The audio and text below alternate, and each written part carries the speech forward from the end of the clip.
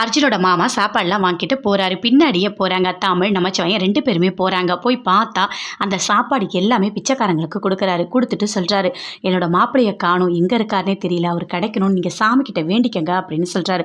என்னப்பா இவன் சாப்பாடு எடுத்துகிட்டு போய் அர்ஜுன்கிட்ட கொடுப்பான்னு பார்த்தா கடைசியில் பிச்சைக்காரங்கிட்ட கொடுக்குறான். இவன் என்னதான் நினச்சிருக்கான்? அப்போ உண்மையிலே இவனுக்கு தெரியுமா தெரியாதா? அவனுக்கு தெரியாதான் நினைக்கிறேன். இல்லைனா இவன் ஏன் இப்படி பண்ணுறான் அப்படின்னு சொல்லிட்டு தமிழ் நமச்சிவாயம் 2 பேருமே பேசுகிறாங்க. சரி வாங்க வீட்டுக்கு போகலாம் அப்படின்னு சொல்லிட்டு 2 பேருமே அங்கேருந்து போகிறாங்க. போயிட்டு வீட்டில் கேட்குறாங்க எல்லாருமே என்னாச்சு அப்படின்னு சொல்லிட்டு. இல்லை அவன் வந்து சாப்பாடு எடுத்துகிட்டு போய் பிச்சைக்காரங்கிட்ட கொடுக்குறான், அவன் அர்ஜுன் கிட்டலாம் கொடுக்கல அப்படின்னு சொல்கிறாங்க. இப்போ என்னப்பா பண்ணுறது? ராகினி எப்போ ஃபோன் பண்ணாலும் அழுதுகிட்டே இருக்கா, எனக்கே ரொம்ப கஷ்டமாக இருக்குப்பா அப்படின்னு சொல்லிட்டு கோதை சொல்கிறாங்க. அன்னைக்கு நம்ம டெண்டர் எடுத்தோம்ல, அன்னிலேருந்து தான் அவனை காணாத போனான். எதுக்காக போனான், ஏன் போனான், எதுவுமே தெரியலையே, ஒன்றுமே புரியல. அவன் ஒரு வேளை நமக்கு கேஸ் நடந்துக்கிட்டு இருக்க, அந்த ரிசல்ட் வரப்போகுது, அதனால் கூட அவன் ஒளிஞ்சிருக்கலாம்.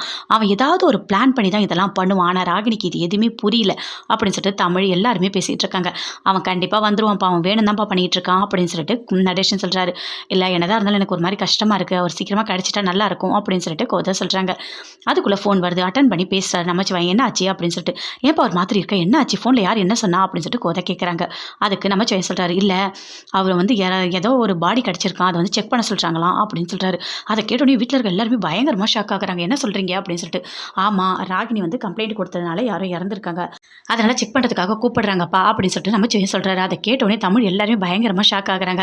சரி நாங்கள் எல்லாருமே போகலாம் அப்படின்னு சொல்லிட்டு கோதை சொல்கிறாங்க. இல்லைம்மா வேண்டாம், நீங்களாம் இருங்க, நானும் நமச்சிவாயம் போயிட்டு பார்க்குறோம் அப்படின்னு சொல்லிட்டு 2 பேருமே அங்கேருந்து கிளம்புறாங்க. பயங்கரமாக ஃபீல் பண்ணுறாங்க கோதை. இது என்ன கொடுமையாக இருக்கே, ஐயோ கடவுளே, என் பொண்ணுக்கு அவன் கெட்டவன் தெரியாது, ஆனால் ரொம்ப பாசம் வச்சிருக்கா, இந்த மாதிரி ஆனால் எப்படி அவளால் இதெல்லாம் எப்படி தாங்க முடியும் அப்படின்னு சொல்லிட்டு கோதை பயங்கரமாக ஃபீல் பண்ணுறாங்க.